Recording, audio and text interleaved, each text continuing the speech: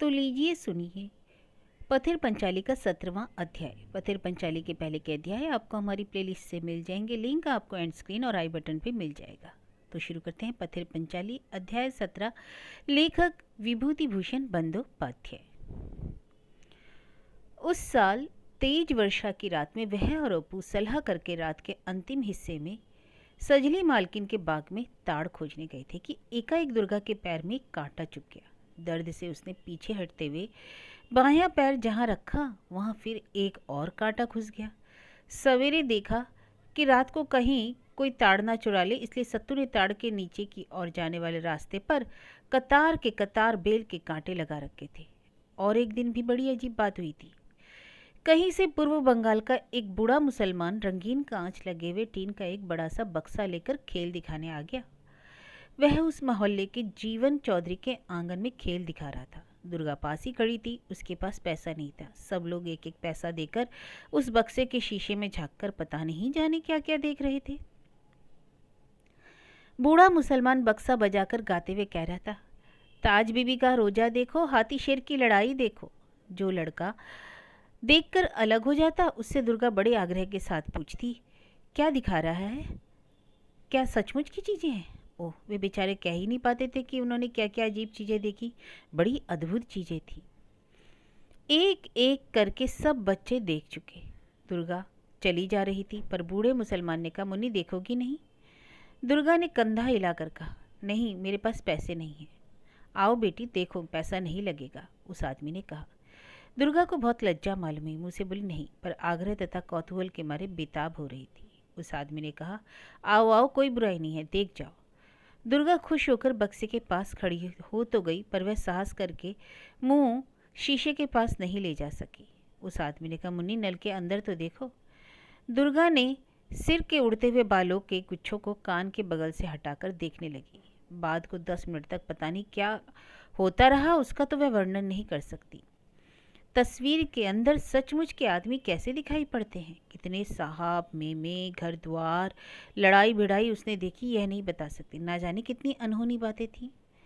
उसके मन में अपू को यह खेल दिखाने की बड़ी इच्छा हुई। दुर्गा ने कितनी ही बार खोजा, पर वह खेल फिर कभी नहीं आया। कहानी अच्छी तरह खत्म भी नहीं हुई थी कि बुखार की धमक से दुर्गा से अब बैठा नहीं जाता था। वह उठकर कमरे के अंदर गई और कतरी ओढ़कर लेट गई। आजकल पिताजी घर पर नहीं है, इसलिए अपू का पता मुश्किल से मिलता है। किताबों के बस्ते में दीमक लगने को आई। सवेरे सवेरे वह कौड़ियों की एक न्योली लेकर निकल पड़ता है। फिर तो दोपहर के समय खाने के लिए ही आता है। माँ नाराज होती है, डांटती है, जाने का कहाँ का लड़का है, पढ़ना लिखना तो एकदम छूट गया। आपके घर लौटे तो सारी बात बता दूंगी, फिर तुम देखना। अपू डरते डरते बस्ता लेकर बैठता है। पुस्तकों को खूब इधर उधर फैलाता है। माँ से कहता है, माँ जरा कत्था दो, मैं दवात की स्याही में डालूंगा। इसके बाद वह उठकर सुलेख लिखता है और उसे सुखाने के लिए धूप में रख देता है। जब वह सूख जाता है तो कत्था पड़ी हुई स्याही चमकती है। अपू बड़ी खुशी से ताकता रहता है। वह मन ही मन तय करता है कि कल थोड़ा और कत्था डालूंगा, कितना सुंदर चमकता है। फिर वह पानदान से मार्क से छिपाकर कत्थे का एक बड़ा सा टुकड़ा दवात में डाल देता है। बाद में उसी स्याही से सुलेख लिखकर उसकी तरफ देखता रहता है कि अब चमका, अब चमका। फिर सोचता है कि कत्थे की मात्रा और बढ़ा दूंगा। एक दिन माँ ने उसकी चोरी पकड़ ली। माँ बोली, लिखने पढ़ने का नाम पर तो सिफर है और रोज रोज कत्थे को डली लेकर खराब करता है, रख दे डली। रंगे हाथों पकड़े जाने पर झेपते हुए अपू ने कहा, कहीं कत्थे के बिना भी स्याही बनती है? मैं कत्था ऐसे ही थोड़े ही लेता हूँ। नहीं, कत्थे बिना कहाँ स्याही बनती है। दुनिया भर के लड़के तो पढ़ने लिखने लगते हैं, उन्हीं के लिए तो दुकानों के मनो कत्था जमा है ना। चल यहाँ से। अपू बैठे बैठे एक कॉपी पर नाटक लिखता है। उसने लिख लिख कर लगभग एक कॉपी भर डाली है। कहानी इस प्रकार है कि मंत्री के विश्वासघात के कारण राजा राज्य छोड़कर जंगल में जाते हैं। राजकुमार नीलांबर और राजकुमारी अम्बा जंगल के अंदर डाकुओं के हाथ पड़ते हैं। इस पर घमासान युद्ध होता है। बाद में राजकुमारी की लाश नदी किनारे मिलती है। नाटक में सत्तू नाम से एक जटिल चरित्र की सृष्टि होती है, जो थोड़ी देर बाद ही बिना किसी प्रकार का भयंकर अपराध किए ही प्राण दंड से दंडित होता है। नाटक के अंत में राजकुमारी अम्बा नारद के वर से फिर से जिंदा हो जाती है और विश्वास पात्र सेनापति जीवन केतु से उसकी शादी हो जाती है। बस्ते में और एक पुस्तक है जिसका नाम है चरित्रमाला। इस पर लिखा है ईश्वर चंद्र विद्यासागर। पुरानी पुस्तक है। हरिहर को अपने लड़के के लिए पुस्तकें एकत्रित करने का मर्ज है। वहीं से यह पुस्तक ले आया था। अपू बीच बीच में इसे पढ़ता है। पुस्तक में जिन लोगों की बात लिखी है अपू उनकी तरह होना चाहता है। किसान का लड़का रस को जब आलू बेचने के लिए बाजार में भेजा जाता है तो वह मेड़ पर बैठकर बीजगणित का अध्ययन करता था। कागज नहीं था, इसलिए वह चाकू की भूतरी नोक से चमड़े पर हिसाब लगाया करता है। चरवाहा ड्यूवाल अपनी भेड़ों को इधर उधर भटकने देता था और पेड़ के नीचे बैठकर भूगोल पढ़ता था। अपू भी इन लोगों की तरह बनना चाहता है, पर यह बीजगणित क्या भला है। रस्को की तरह वह बीजगणित पढ़ना चाहता है। उसे ना तो सुलेख लिखना पसंद है, ना पहाड़ा घुटना, ना शुभंकरी से हिसाब लगाना। वह उसी तरह पेड़ के नीचे बैठकर सन्नाटे में, जंगल की छाया में या मेड़ पर बैठकर भूगोल पढ़ना चाहता है। वह बड़ी बड़ी पुस्तकें पढ़ेगा और पंडित बनेगा, पर वह इन चीज़ों को कहाँ से पाएगा। भूगोल या बीजगणित कहाँ मिल सकते हैं। और यह लैटिन का व्याकरण, यहाँ तो बस कोड़ियों का हिसाब लगाते जाओ, पहाड़े और पहाड़े घोटो। माँ नाराज होती है, पर वह क्या करे। वह जो कुछ पढ़ना चाहता है वह तो यहाँ है ही नहीं। कई दिनों से खूब पानी पड़ रहा है। आनंद राय की चौपाल में संध्या समय अड्डा जमता था। नील की कोठी की कहानी से शुरू करके जगन्नाथपुरी के किस मंदिर के कंगूरे पर 5 मन वजन का चुंबक लगा है, जिसके खिंचाव के कारण पास के समुद्र में चलने वाले जहाज अक्सर पथभ्रष्ट होकर किनारे की चट्टान से टकरा के चूर चूर हो जाते हैं, इत्यादि विचित्र कहानियां अलिफ लैला की कहानियों के मानो होड़ लगाकर कही जाती थी। सुनने वालों में कोई और उठना नहीं चाहता था। भला ऐसी अद्भुत कहानियों को छोड़कर कौन घर जाए। उस दिन भूगोल से बहते बहते कहानियों की धारा जल्दी ही ज्योतिष में पहुंच गई। दीनू चौधरी ने कहा, भृगु संहिता की तरह नायाब पुस्तक कहीं नहीं। बस जन्म की राशि भर बता दो, पिता का नाम, किस कुल में तुम्हारा जन्म है, तुम्हारा भूत भविष्य सब बता दिया जाएगा। मिलाकर देखो तो ग्रह और राशि चक्र सब उसमें दिया हुआ है। यहाँ तक कि तुम पिछले जन्म में क्या थे वह भी जान लो। सब लोग बड़े चाव से सुन रहे थे कि इतने में राममय ने एकाएक बाहर की तरफ देखते हुए कहा, नहीं अब चला जाए, वरना इसके बाद तो जाना संभव ना हो। देख नहीं रहे हो देव कुपित है, कहीं कोई आंधी वांधी ना आए तो गनीमत है। लक्षण बड़े खराब है, चलो भाई चलो। पानी बराबर पड़ रहा था। सभी कुछ मध्यम पड़ जाता था तो फिर तेज हो जाता था। पानी की उल्टी सीधी धाराओं में चारों तरफ धुआं ही धुआं मालूम होता था। हरिहर ने सिर्फ 5 रुपए भेजे थे, ना उसके बाद कोई चिट्ठी आई ना रुपए। उसके बाद भी बहुत दिन निकल गए। रोज सवेरे उठकर सर्वजया सोचती कि आज जरूर पैसे आएंगे। लड़के से कहती, तू मारा मारा फिरता रहता इसलिए देख नहीं पाता, जरा लेटर बक्से के पास बैठे रहना और डाकिया चिट्ठी निकालने आएगा तो उससे पूछना। अपू बोला, वाह रे, मैं कोई बेखबर थोड़े ही रहता हूँ। कल भी तो पूटी के घर पर चिट्ठी आई और हम लोगों का अखबार आया। जरा पूटी से पूछ तो लेना, जो डाकिया नहीं आया तो कल अखबार कैसे आया। मैं डाकिया की ठो में नहीं रहता, फिर मुझे यह सब कैसे पता लगता है। वर्षा जोरों से शुरू हो गई। ओपू माँ की बात मानकर आनंद राय के चौपाल में डाकिये की बाट देखता रहता है। साधु कर्मकार के मकान के छप्पर से कबूतरों के झुंड भीगते भीगते पर फड़फड़ाते हुए रायबाड़ी की पछां वाले कमरे के कार्निस पर बैठते हैं। ओपू उन्हें घूर घूर कर देखता है। उसे बादलों की गड़गड़ाहट से बहुत डर लगता है। बिजली चमकने पर वह मन ही मन सोचता है कि बिजली चमक रही है, अभी बादल गरजेगा। माँ और दीदी घंटों भीगकर अरुई से ढेर सारे पत्ते सहन में इकट्ठे करने लगते हैं। अपू ने कहा, माँ कहाँ से लाई हो, बहुत हैं। दुर्गा ने हंसकर कहा, तू तो खूब मौज उड़ाता है। यहाँ हम लोग तो जामुन के नीचे वाले पोखर में घुटने घुटने भर पानी में, और तू मटर गश्ती में।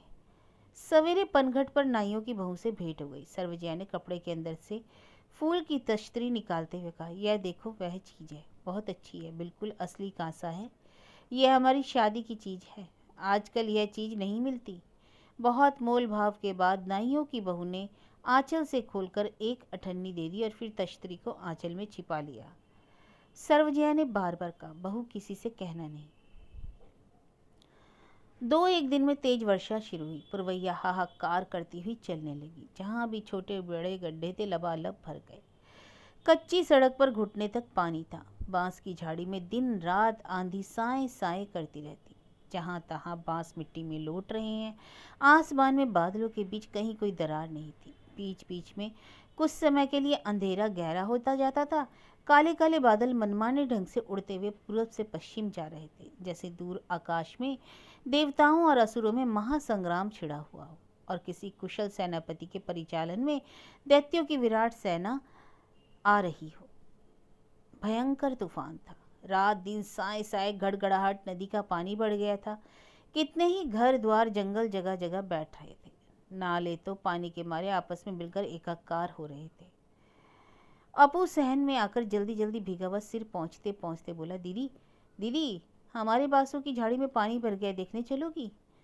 दुर्गा कतरी ओढ़े पड़ी थी, बिना उठे ही बोली, कितना पानी है रे?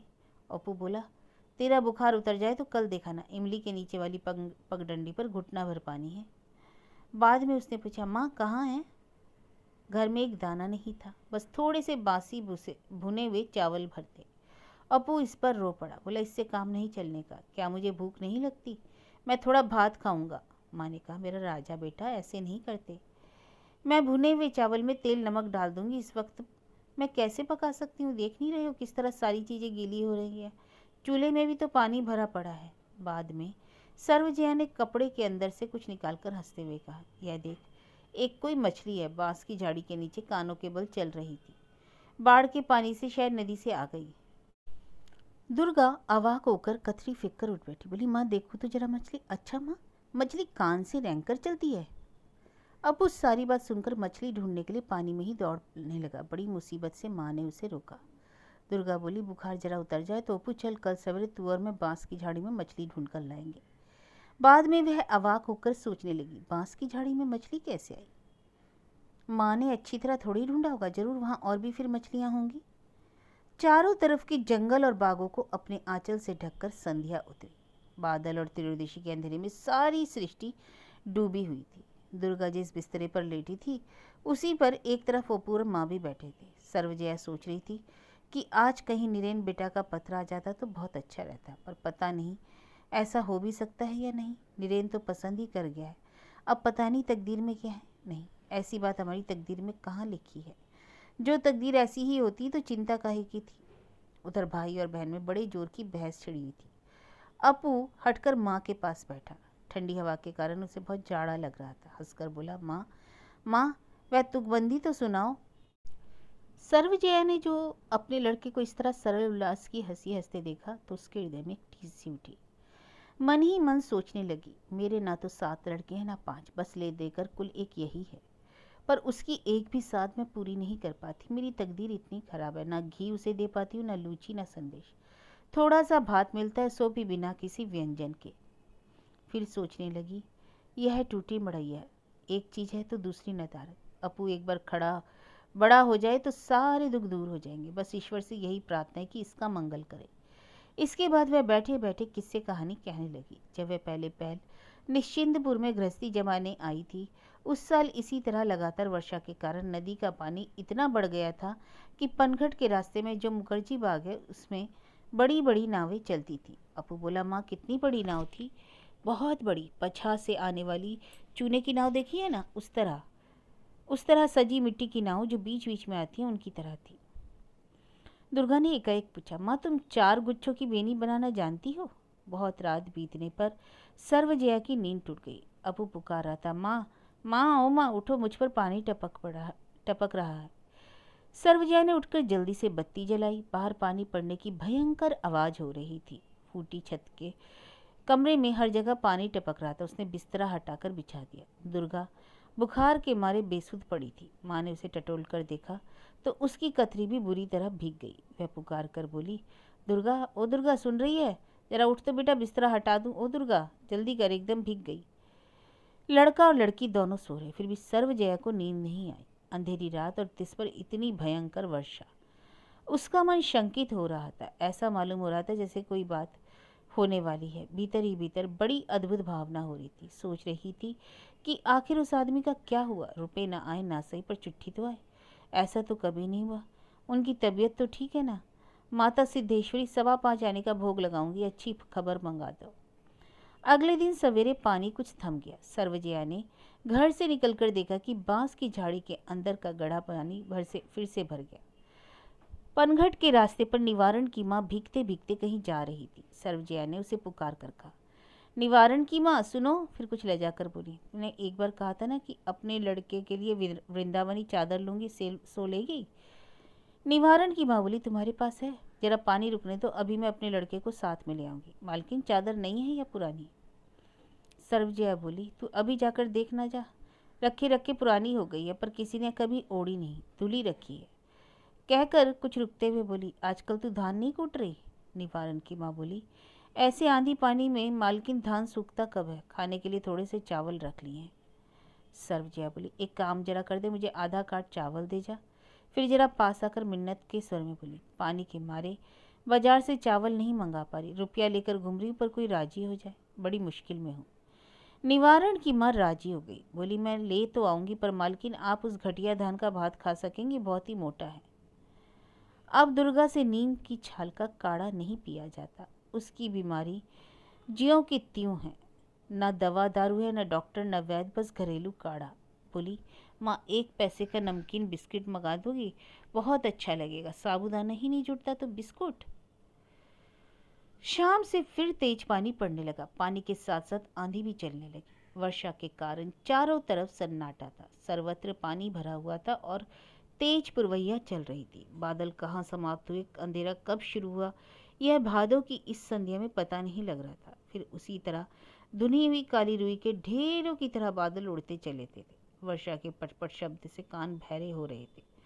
दरवाजा जंगला जहाँ भी सांस है, ठंडी हवा के साथ पानी घुस रहा था। टूटा हुआ दरवाजा यद्यपि जहाँ तहाँ टाट और चिथड़े ठूसे गए थे, कब तक आंधी पानी के भयंकर आक्रमण के सामने खड़ा रहता। जब रात अधिक हो गई, सब लोग सो गए, तो वर्षा और तेज हो गई। सर्वजया को नींद नहीं आ रही थी, वह बिस्तर से उठ बैठी। बाहर लगातार पानी पड़ने की आवाजें आ रही थी। रुष्ट दैत्य की तरह गरजती हुई आंधी ने मकान को घेर रखा था। यह पुराना मकान रह रहकर थर थर कांप उठता। सर्वजया डर के मारे बहुत परेशान हो रही थी। गांव के एक किनारे बांस की झाड़ी में छोटे छोटे बच्चों को लेकर असहाय पड़ी थी। वह मनी मन बोली, ठाकुर जी, मैं मरूं तो कुछ आता जाता नहीं, पर इनका क्या करूं, इतनी रात को कहाँ जाऊं। वह बैठकर सोचने लगी कि अच्छा, यदि मकान गिरा तो शायद दलान वाली दीवार ही सबसे पहले गिरेगी। ज्यों ही उसके गिरने की आवाज़ होगी, त्यों ही उधर के दरवाजे से इन्हें खींच कर ले जाऊंगी। अब उससे बैठा भी नहीं जाता था। कई दिनों से वह जीमीकंद और अरबी की पत्तियां उबालकर खा रही थी। स्वयं उपवास पर उपवास कर रही थी और जो कुछ खाना था बच्चों को खिला रही थी। चिंता तथा अनाहार के कारण शरीर दुर्बल हो रहा था। सिर में जाने कैसा भयानक दर्द हो रहा था।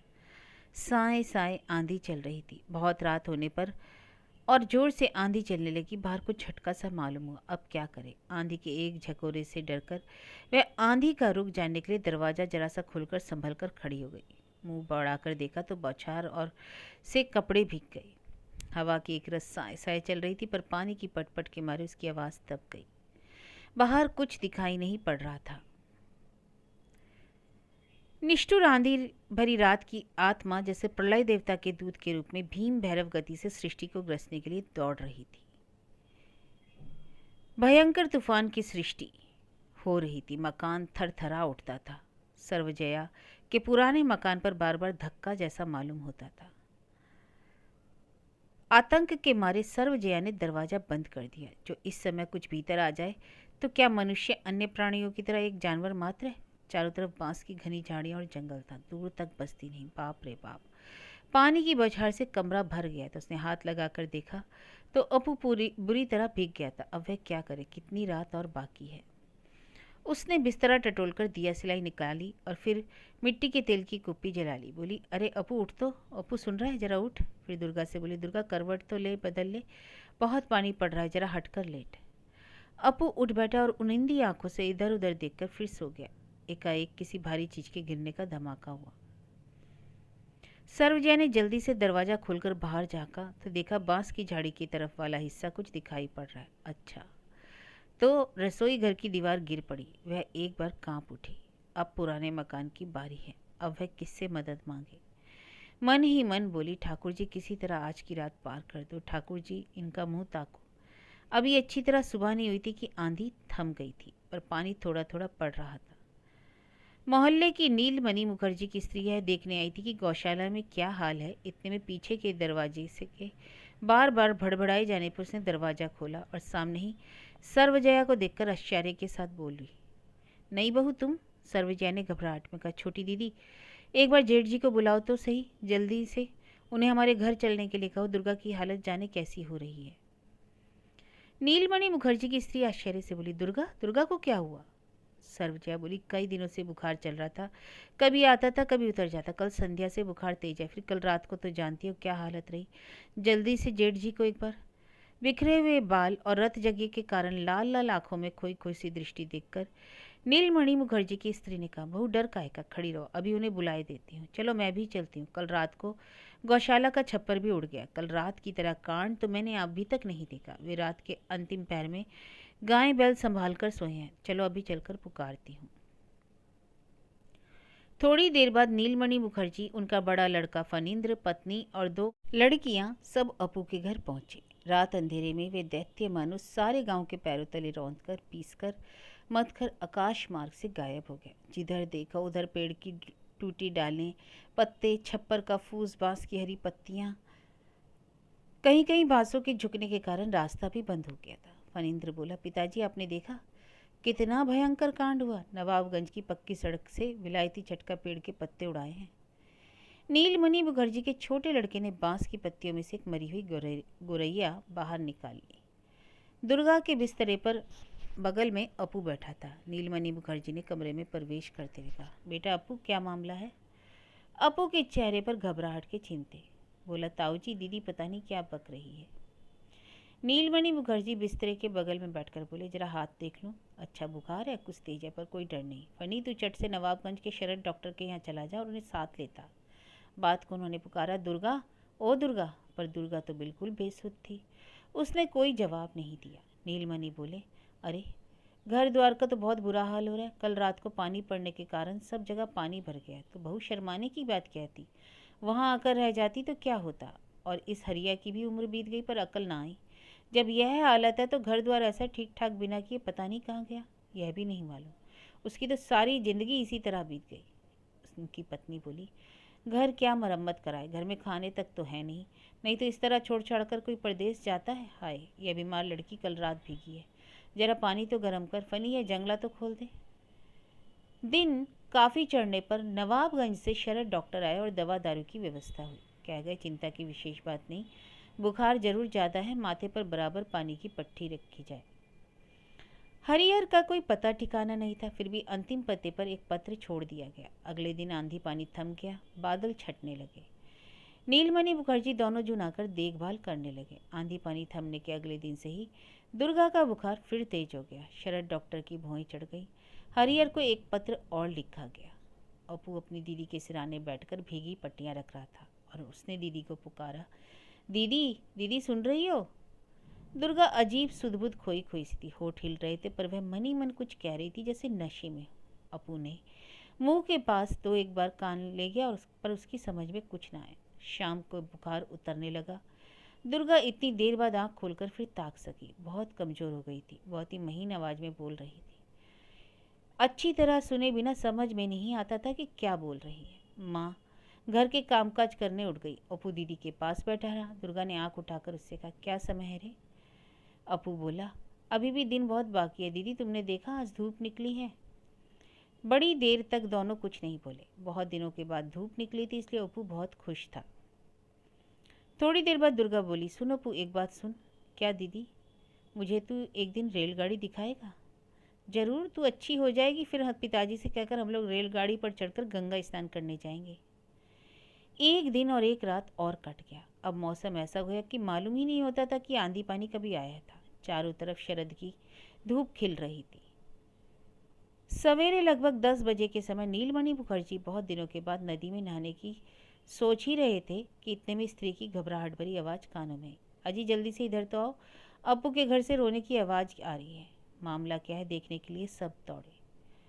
सर्वजया लड़की के चेहरे पर झुककर कह रही थी, दुर्गा, दुर्गा जरा ना ताक तो, बेटी बेटी जरा ताक, ओ दुर्गा। नीलमणि मुखर्जी ने घर में प्रवेश करते हुए कहा, क्या है, जरा सब लोग हटो। अरे हवा क्यों बंद करते हो, हवा आने दो। जेठ लगने वाले प्रवीण पड़ोसी के कमरे में मौजूद की सर्वजया बुलाकर चिल्ला उठी, अजी यह क्या लड़की ऐसा क्यों कर रही है? दुर्गा इसके बाद नहीं ताकी। आकाश के नील आवरण को भेद कर बीच बीच में अनंत की पुकार आती है। धरती की छाती से लड़के बच्चे चंचल होकर दौड़ पड़ते हैं और अनंत नीलिमा में डूब जाते हैं। वे जिस मार्ग में जाते हैं वह परिचित मार्ग से बहुत दूर उस पार है। दुर्गा के अशांत चंचल प्राण के लिए जीवन की वह सबसे बड़ी अज्ञात की पुकार आई थी। फिर शरद डॉक्टर को बुलाया गया। बोला यह मलेरिया का अंतिम स्टेज था। तेज बुखार के बाद यूं ही बुखार उतरा, बस हार्ट फेल हो गया। ठीक ऐसा ही केस उस दिन दशघरे में भी हुआ। आधे घंटे के अंदर मोहल्ले के लोगों से आंगन भर गया।